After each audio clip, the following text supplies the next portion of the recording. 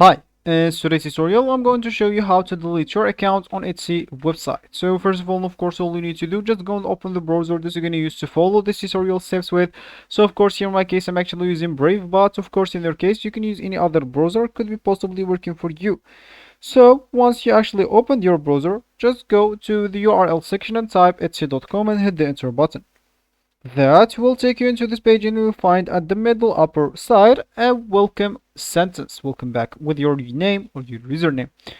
If you already logged in into your account, you'll find that. If you are not logged in into your account, or if you don't even have an account, you'll find at the top right corner sign in option. If you click on it, you'll be able to log in into your account if you have one, and if you don't have one, you will be able to create one from there.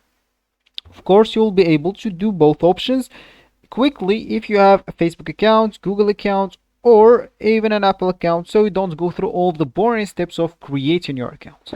So once you actually finished logged in into your account or maybe creating your account, you'll find yourself at this home page, as we said, with the welcome back sentence.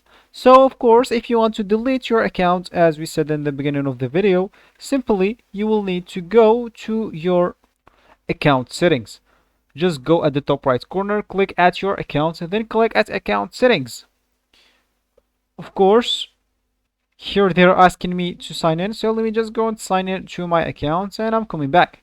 So sometimes even if you are signed in into your account, they may ask you to do that again. So that's not a problem for me. So of course, from here, you would like to go and click at the privacy option, which is right here. Just go and click on it. And of course, from here, you'd like to click at request deletion of your data, which is you're gonna find it under this permanently close and delete your Etsy account. Of course, you will receive an email with instructions to complete your deletion request. For me, I don't want to do that, so I'm not going to click it, but for you, just go and click it and go and follow their instructions. So this will be actually for this tutorial. I hope you like it. Thank you guys for watching and goodbye.